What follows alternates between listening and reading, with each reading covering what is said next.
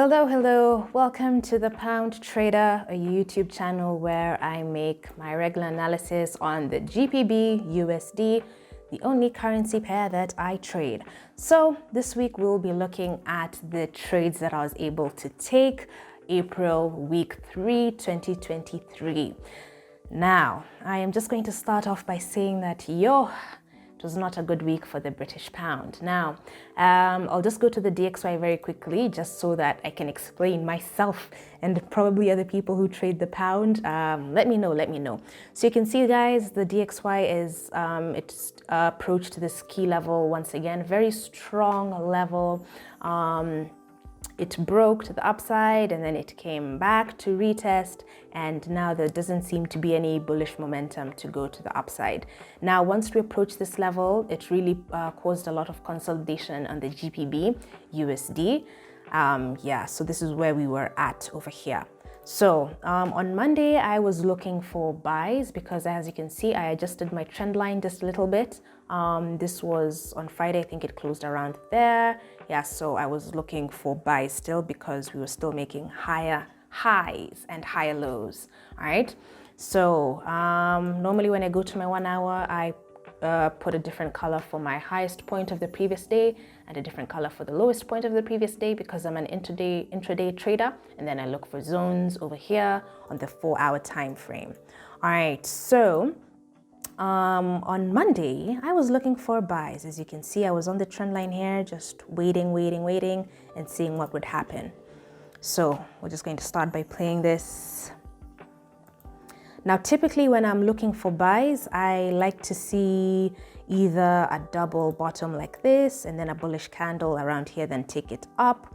Or if not, then I like to see probably a break, then going up and then a retest and a bullish candle down. You can see this didn't happen and ended up making a lower low from here.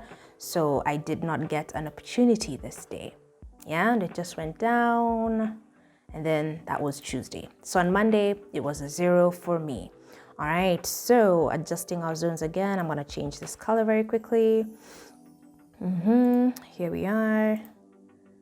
And that was Monday's high. So you can see I normally put it around where the wicks are, not exactly, but just around there.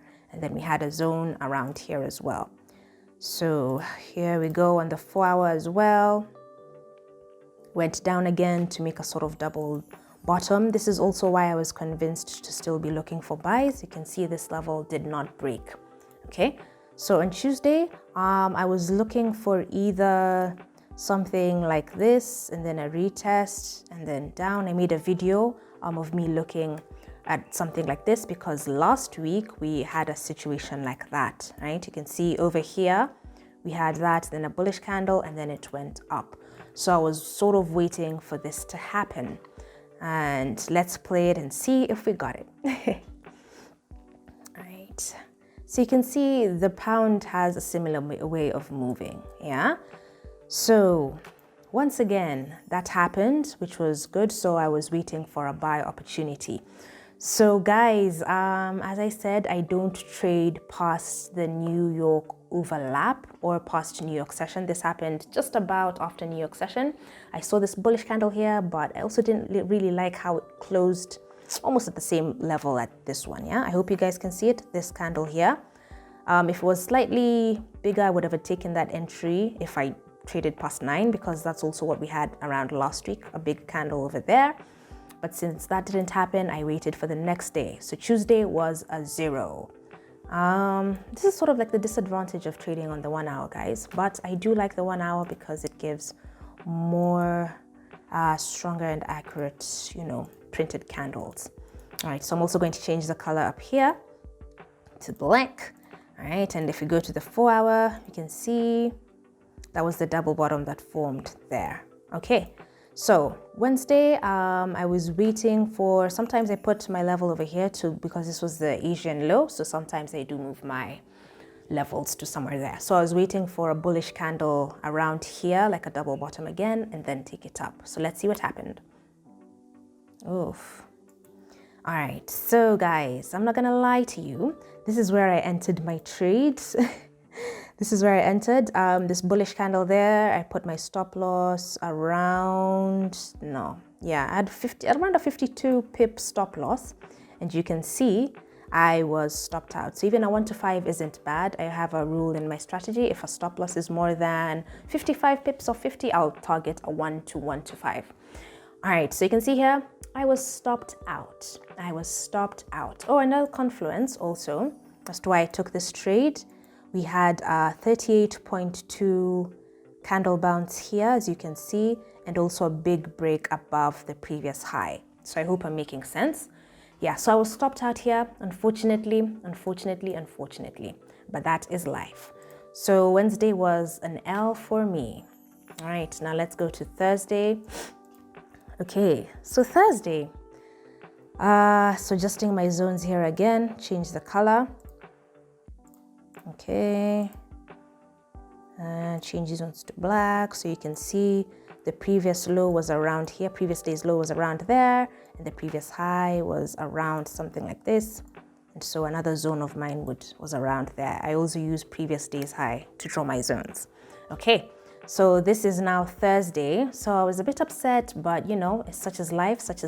Let's just move to the 4 hour very quickly.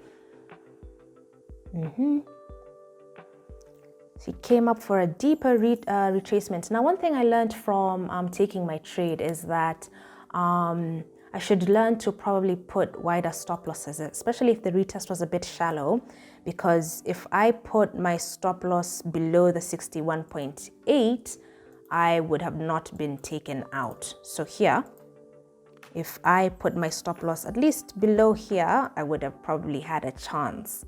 Yeah, but let's just assume that my stop loss was slightly wide. Let's just see what happens. Yeah, but I didn't get a trade. Sorry, I didn't get a trade on Wednesday. So let's move on to Thursday. Adjusted my zones, still on the buy side because we're still making high highs. So yeah, I was waiting for some bullish momentum around there. Okay. So yeah, I think there was some news here or something that happened. If my stop loss was slightly wider, I think we would have probably, so yeah, you can see guys, still an L. Yeah, so Thursday I didn't have any trade. I didn't like these candles. I didn't like anything that was happening here. So Thursday still is 0, which would still been an L. So I took my L on Wednesday because I was still waiting for the buys. On Friday, I did not have a trade, if I remember correctly. Okay, I don't know what's happening, but on Friday, I did not have a trade because we had a double bottom. We also had some news at 4:45. Yeah, so I did not take the trade. So this week, as you can see guys, a whole lot of consolidation, not a good week. Even if we took our buys if we put our stop losses from down here, I don't know, we'll just have to wait and see what this week has in store. But that was an L for me, nothing this week. I'm not too upset because that's trading, and you just have to, accept that sometimes you just might not have a good trade in the week, yeah? And as I said, the DXY was still at a very strong level. We're waiting to see what happens in the coming week. I'm really hoping it goes down, but we do have some sort of double bottom over here, so it might continue going up. All right, so I don't want to take too much of your time. That was my trade of the week. Nothing, 0. That is life. We try again next week. I hope you enjoyed this video. I hope you learned something new. Please like and subscribe. This is a new channel. Support your girl. We are on the road to 100 subscribers. I would really appreciate it if you gave it a like and a subscription. Thank you so much. I will see you during the week. Have a good week, and yeah, let's stay safe in the markets. Bye-bye.